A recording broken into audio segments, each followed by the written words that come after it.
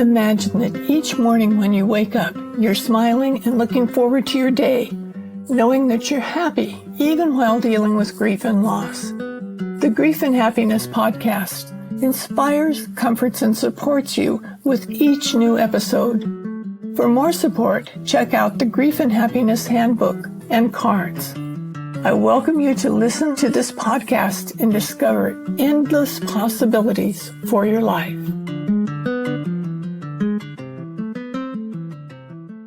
Aloha. I'm so happy that you joined us today. I have a very special guest, a new friend of mine from Switzerland. I'm very excited to have somebody from so far away that we get to talk to. Since I'm in Hawaii, we're really kind of on opposite sides of the world. It's amazing how we get to be able to just have a conversation like this.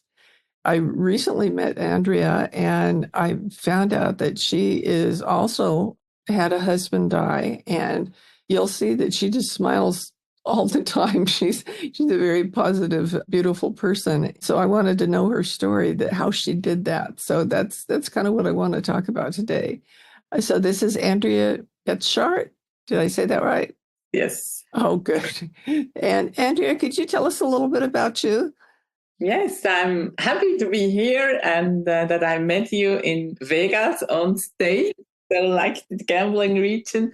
You're a wonderful person. I was deeply impressed by your speech there in Vegas. And that's how we got to meet. Then we start talking on Zoom together because, I'm on the other side on Earth. And I love Zoom because of that, to have new friendship, new inspiring people. And that's how I'm doing. I'm going for inspiring speeches, meeting people, have inspiring relationship. And I would say that's also the thing that saved my life when I lost my husband 9 years ago.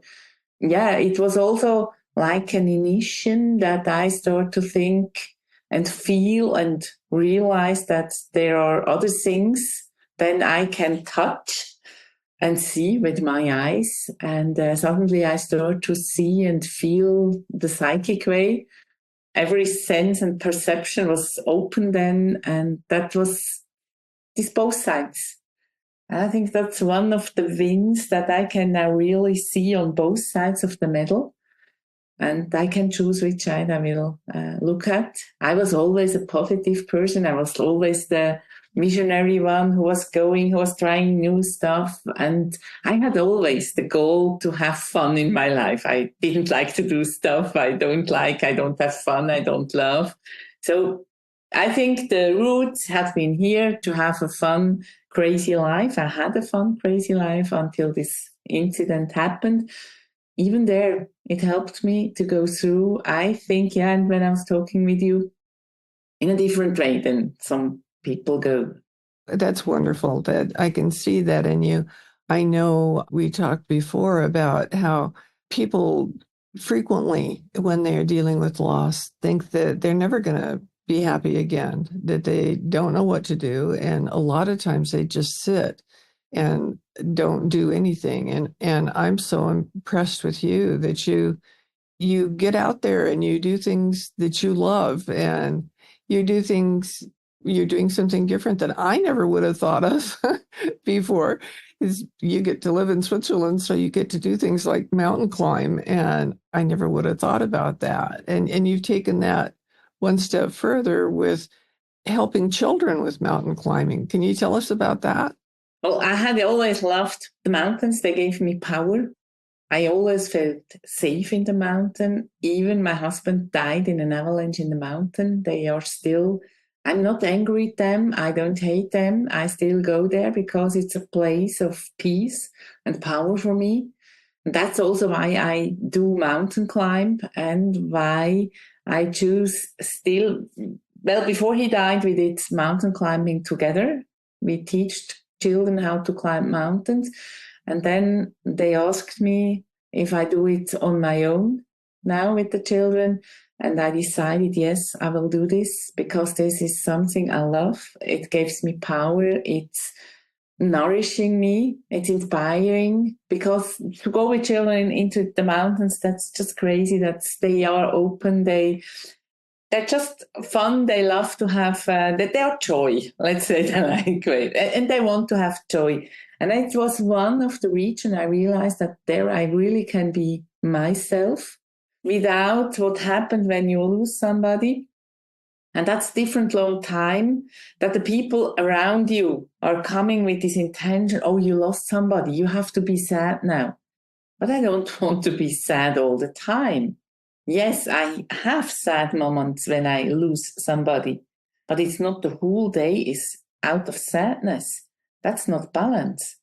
So that was one of the places I realized I can be myself as I had been before the accident. And that helped me to go over because the children didn't care about, you just lost your husband. He isn't here anymore. That was more of a kind like telling stories about him. And that was nice for me and my children. They came with me to go in the mountains. And we did just a camp 3 months after the death of my husband. We had a camp from 6 days in the mountains. And that was one of the most beautiful camps we had because it was peace. It was talking. It was remembering him, honoring him, and going without him now the next steps. And that was kind of a nice way to learn how to deal with loss. That's beautiful. I really like that. There's something about the innocence of children. We are born practically, well, we cry initially, but babies laugh and smile a lot. It's one of the first things we do and one of the first ways that they communicate. And as they grow older, we kind of teach them not to do that so much because you want them to take themselves seriously and to do that sort of thing. And when you can be around children who haven't become jaded through the way that we teach them, they can really support you a lot by being around you and being positive and doing something they love too. I'm sure the children that you teach mountain climbing love learning that. And you also were telling me about how incredibly important it is to be taught mountain climbing, to not just go off and climb a mountain on your own, but to learn how to be safe first. When you're climbing together, you have a life in your hands. So that's an important experience for the children to live with standards and rules and with freedom. I suppose here the rules, not discussable, and here the freedom to be up in the mountain, to look from a mountain down to the valleys and enjoy the view, to reach the top with your own power. That's freedom. But on the other side, we have really rules. And about these rules, I never discussed. They knew it. These are our standards, the rules to it. And one of them was, for example, you don't start climbing when you cannot handle the cord. So you have some stuff you have to know about handling the cord. And when you handle all these knots and to save your partner, then you can go and climb. And this was accepted. And so they started to help each other. I even hadn't to do this because the standards have been so clear and everybody knew when I'm here at the wall, then I'm focused. I look up, I save this life. I'm with this guy climbing up the wall when you're in a climbing garden, when you're not out in the walls, like in the mountains, when you go different steps up. So it depends on each other. So you have to be focused with this person there. It's another kind also of relationship. So that's connecting on a much deeper level with each other. So it doesn't help me when you tell me I'm fine, when I'm not fine at the moment. When I'm super, super sad at the moment, then I have to tell that my partner, because then I'm not focused enough to be the one who is climbing with him together. Then I have to go off the wall and sit beside and do something else. I think also the emotion management, for me, grief and happiness is everything about emotion management. And we are told a lot of the time that we are emotion, but that we don't have emotion. But I can choose emotion. I even started to deal when I realized that. And here I like a lot the picture for me to handle this grief because it was an accident. He didn't come home after 4 days walking with skis in the mountains. So I hadn't been prepared at all. And I had to handle 4 intense days of searching and not be able to search because the weather had turned so bad that we couldn't went out. So the rescue teams couldn't went out searching these guys out in the snow. So we had no clue what happened. We didn't know which day they disappeared. I just know when he started, and I knew when he should have come back, and he didn't arrive at home. So then you start searching, like where was he last seen? And then the waiting phase started. And here to deal with your emotions, it's just that you can say, here I have to work to function.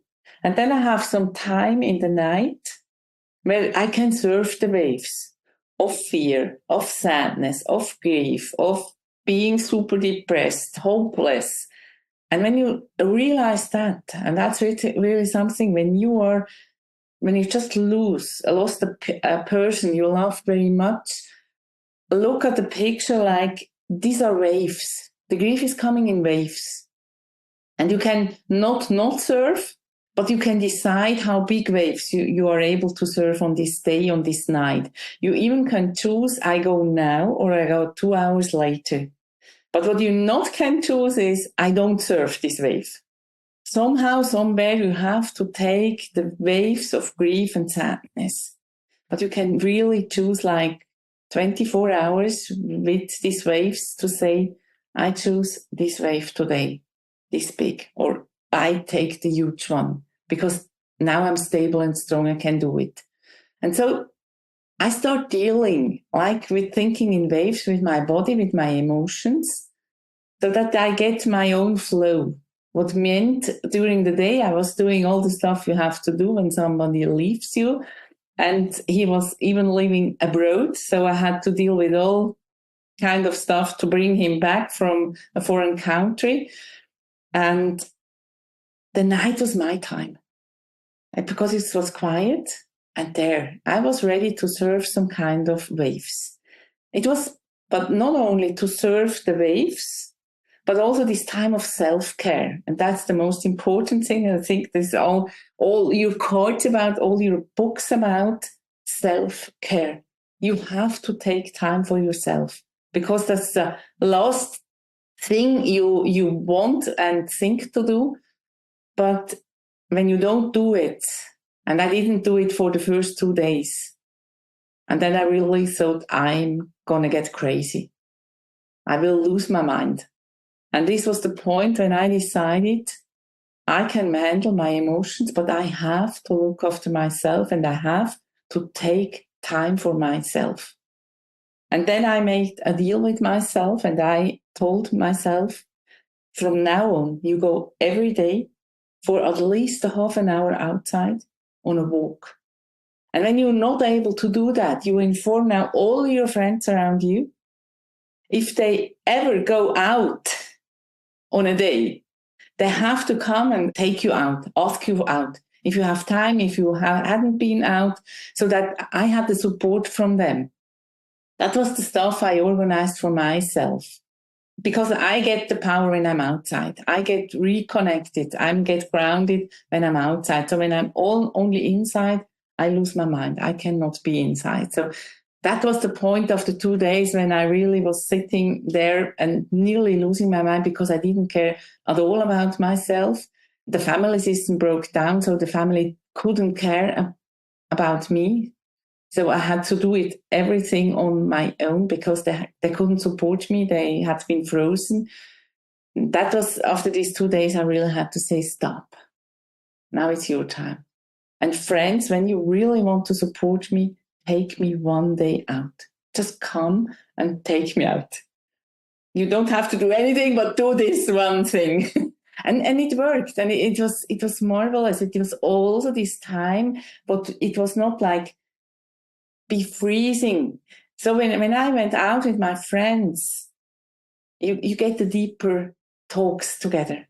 You get deeper into the stuff. And because you're walking and time is like open, they start to ask you also questions on another level. And then you can talk about the loss. But not like in this shocked freezing, like, can I talk about it? Does she feel? No, she's sad. Oh, I cannot mention it. That's some kind so not supportive. But when it's really like out of love, I want to understand where you are. How are you feeling now? How are you dealing? How can I support you? What would help you? That's completely different kind of question. And this happened really when I had been out on walks with friends. This happened when I had been out with the children in the mountains. Because also there, they accept it just when you just get sad. So on one mountain, I just started crying because it was this mountain we planned together. And the children knew it and it was okay. And that's the great thing about children. It's okay if I'm crying or if I'm laughing. Because also then, they are not always happy. Sometimes they cry and it's okay. And it's, this kind of natural living. And I'm glad I could learn that in while mountaineering, while being with children and doing a lot of work together with children to like recover, or have this ability, these skills trained my whole life. Really saved me in this moment, my life. That's so beautiful. You said so many important things there that instead of waiting for somebody to come to you and say, what can I do? You say, here, come help me. Go on a walk with me. That's what I need right now. I think a lot of times people are just, they don't know what to offer. They don't know what to do. They don't know what to say. So instead of doing something, they just disappear. And that's really hard.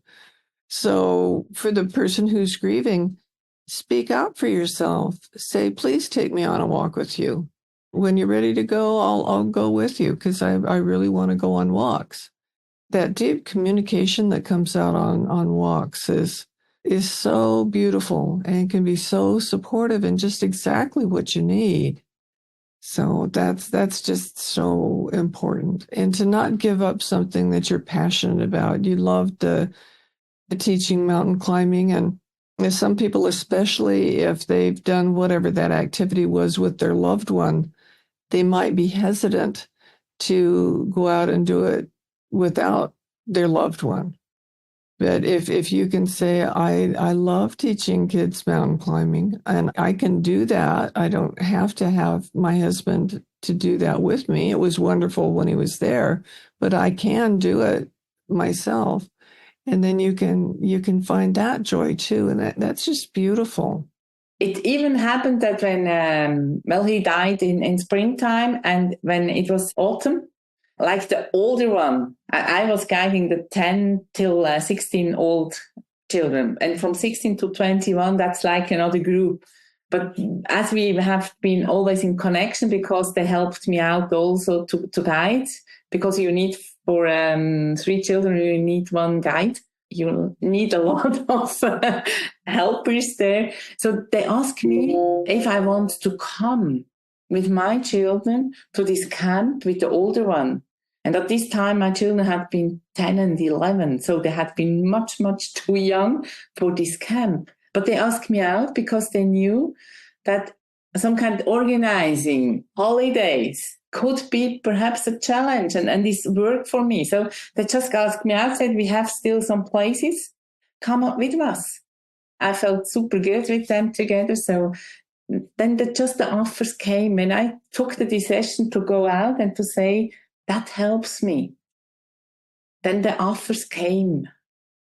And that's wonderful. That's supportive. And then you feel good. And then, I'm accepted how I am. So if I'm sad, it's okay. If I'm super, super happy, I'm okay. But it's not like this. They try to make me happy, or they try to avoid that I get sad. It was just, we look how she feels today.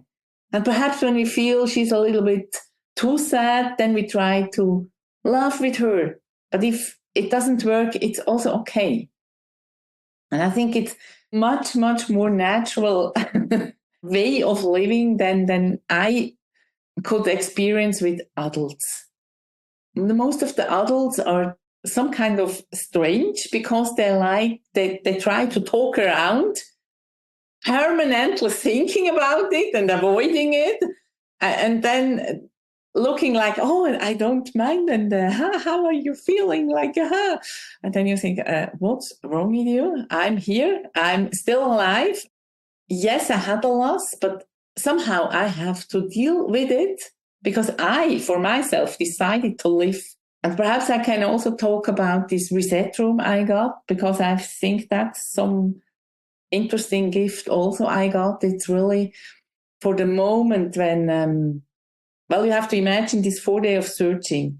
I was pumped up with adrenaline because in this moment I took over the responsibility for two lives, the life of my husband and his friend out there, and to hold these responsibilities for two lives. I had no clue where they are, so you cannot do a lot about it. So I made an obligation out of it to bring them alive home. And that's such a lot of pressure. Don't do this. Don't take the responsibility for other lives. That's just what I learned out of it, because these are wrong responsibilities. They will kill you. I was so pumped up with adrenaline. I had about 5 years to bring out all the adrenaline out of my body. That was not a good work I did at this moment, but it was the only way I could help myself to hold out this tension. And then when the message came in officially from the state, like we found that these two, they are identified now, I was on the phone. The police was sitting also there, and my friend, like the lighthouse, she was sitting there for about 5 hours, not moving. What gives me the orientation, because the rest of my world was upside down. So see, really, I could look up from table. I saw her and said, okay, lighthouse is there. There's some orientation. She was like sending signals in the style of, you're okay, you're doing good, do the next step. I'm here. I love you. You're great. You're safe. That was just for me good. So I had orientation, and she didn't move. And that's also an advice I can give. Don't make much movements when persons are in this situation. Then sometimes it's really the hardest stuff, but the most helpful stuff you can do is just to be here, stable, and thinking and sending signals. You're doing okay. You're fine. I love you. Do the next step. You're safe. That helped. And she asked me 5 years later, did I do the right thing? And I really could tell her, you did the only right thing, because one movement from you would have killed my system, because it was, the rest was, nothing else was there where it had been before. So she was my stable point, my stable lighthouse. This gave me the power when the message came in, like 4 days of hope. He will come back alive. Now he's dead. He will never come back. Then I felt in a reset room. I call it really a reset room. From outside, it looked that I didn't move anymore. I couldn't speak. I couldn't move. I didn't do anything. But I was still sitting here doing nothing. Inside, for me, it felt there was no noise, no smell, and no emotion. That was super, super important for me. In this moment, I had no emotion. And it helped me. And the second stuff, what felt away, was this wrong responsibility. I had no responsibilities for other lives any longer. And that was such a big, huge release that I didn't have to feel the emotions from these two guys, from the outside and from everywhere, that I just got this reset room. No pictures, no colors. And everything was here. That was the crazy stuff. Even if I didn't have nothing, everything was here. And also, there had been no time. But I think from the outside, that had some 30 seconds, 45 seconds, something like this. And in this time, I could recover. And in this moment, I could close the door to a common life with my husband. And I could open And for this, I needed this one decision. Me, want to live. And I will create a life for me and my children who I love and who I will have fun. And then I could open this door and I stepped out. And then this frozen state from outside was released. And the next step could be doing. But in these seconds, I could really recover and do a big, huge release and just turn my life from what you say you survived good. Like I really closed in this moment the door to a common life who was finished. And I think that's one of, to go really fast. Somehow, when take this decision. The sooner you can, the better. What not doesn't mean that I forget him, that I don't talk about him. But then when I have closed this door, that's a fact. He will never come back. I can do what I will. He will never be back. He died out. So the only thing I can do when I'm accepting this fact is what I like to remember of him. What did he give me? When did I feel good with him? What did he learn me? What did he learn his children? And that was one thing I so many times told him. Why do you teach the children this now? We have time. Do that in 2 years, then they are old enough. No, I have to do this now. Was so many times his answer. And at this moment, I knew why. He didn't have all the time of the world. We had. But then you can take the positive side of just the good things you take with you, and the rest is just behind this closed door. That makes you move much faster. You're speaking such wisdom. There's so many things. I think most of us don't think much about what's going to happen when somebody dies. We kind of avoid it until all of a sudden it's there. And then it's like, oh, I don't know what to do now. I wish I would have thought about that before. But what you're saying is brilliant and so helpful for people. I think don't worry about what you say. Whatever you say is what you need to say at the moment. And if you don't need to say something right then, you don't have to. You're the only one that's making decisions for you right then. And if you don't want to make a decision, just don't. Just be. And sometimes it's really, it's this being, not an emotion, not, it's so more helpful than a lot of action around you, because your whole life is in action and emotion. That's enough. So then I need stable friends, lighthouses. They are just here and don't have too much action, but they can see like what also happened then is like, yeah, I took the decision and I told them, you have to take me out for walks, because that's really one thing you cannot imagine. You don't know how I take. And I just realized that for myself.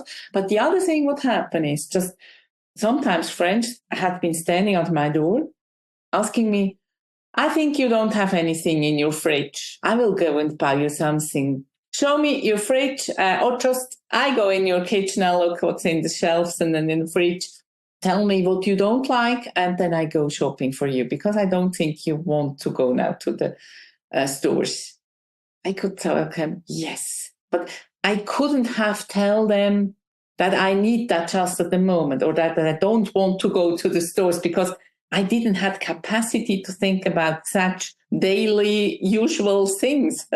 So that's the overload. So when you can support somebody in the daily usual things just by appearing in the situation and say, I do that for you, that's the most helpful stuff that could happen, because that's something I really couldn't imagine. I couldn't think. What would have happened is that I open in the evening when every store is closed, the fridge, and see, oh, there's no food inside. That's something I did normally. And that's a priority. We kind of have to have that food in our lives. And if we don't think about going shopping, it's just kind of not, it doesn't seem to be important at that time, but it is important to eat. And if somebody else can help you with that, that's really beautiful. I know when my husband Jacques was in a shape that I couldn't leave him by himself at home. And at that time, they didn't have food delivery. I had so many people who'd say, just let me know what I can do for you. And so I would call. They didn't answer the phone. They didn't return my phone calls, and I still didn't have any food. So don't make the person who's grieving work for whatever it is. Just anticipate and help them however you can. And that's really one thing you're not able to think about such things. That's really helpful. Just go to the door, ask them, can I look at your fridge? I go shopping. Never tell somebody who is in grief, tell me when you need something. He will not be able to tell you. Yeah, don't do that. Another thing that always kind of, I don't want to say it amuses me, but I wonder what people are thinking. When someone, if it's a couple, the two people that have been living together for a long time, there's just two people and one of them dies, their friends start bringing that one person big casseroles. And I'll get like 4 or 5 big casseroles in the same day. And I think, what are you thinking about taking that to somebody? Yes, it's your favorite casserole and you know they're going to love it, but they might eat a couple spoonsful of it and it's a waste. So I always tell people, if you want to share food like that, break it up into individual serving sizes and wrap it for the freezer. And you can take one of them and say, here, you can have this now. And the other ones you can heat up whenever you want to have them. And that's so much kinder. Invite them for what? Dinner. Yeah. Here, eat with me so I don't have to eat by myself. I had also a friend. She just invited me. And then she told me, if you don't feel, at 5 minutes before you're supposed to be here, call me, you don't have to come. It was that was so helpful. So I really know I can go for lunch there, but I don't have to go. And that was the most helpful stuff. Do things like that. Think for them and do reintegrate them into the life, because that's the thing you're not able to do at this moment, at least for 1 month, when really everything is upside down in this time and you have to figure out, who am I without my husband, without my wife, without my child, without this loved person. And it costs some time, where you really have to redefinition from your person. Who am I now? And I told you, for me, grief is when you realize that you have to do the things now alone. And it's not the other person. It's really when you start to realize, I have to do now all these things alone. And then grief kicks in. Before, it's like you have to organize a lot of stuff. I think when you start to realize that more, like not something strange, like looking at a TV show, hoping that you don't get into the main role, the main actor of this movie, then it's getting more supportive for the people that are really in grief and lost somebody. Yes. Well, we've talked about some really interesting, very important things today. And I know our listeners appreciate hearing these things and hearing them from different perspectives. Sometimes we'll share something once and it doesn't seem to click at that moment, but you might have to hear it 3 different times from 3 different people, 3 different ways before it clicks. So I encourage our listeners to say it again, whatever it is. And don't think, oh, we already talked about that. Just keep being there. Just be there, hold their hand, sit on the couch with them, whatever it is that they need to do. Don't make them entertain you. I think that's really important. That's the most important stuff. And don't put your expectation or what you think they should have, could feel, be, act, react.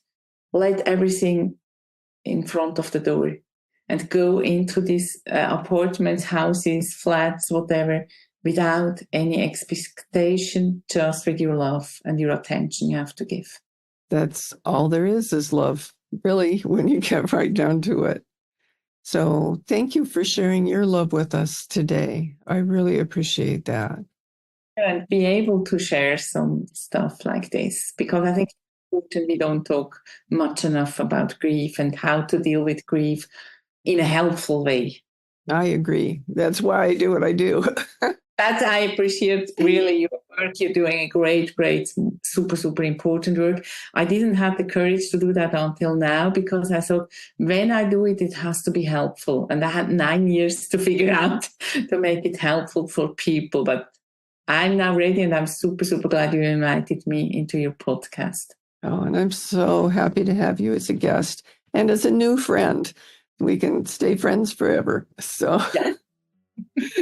Well, thank you so much. And thank you to our listeners for listening to us today. And I'm knowing that this is providing comfort and support for you because that's what this is all about. So thank you very much. And hopefully I'll see you again next week. Do you want more comfort and support and happiness? Join the Grief and Happiness Alliance at our free gatherings on Zoom every Sunday. Visit my website at griefandhappiness.com and read my books, The Grief and Happiness Handbook, and get your set of the beautiful Grief and Happiness cards. Be sure to subscribe to our podcast, rate it, review it, and binge listen to all of our episodes. I can't wait to welcome you back to another episode of the Grief and Happiness Podcast.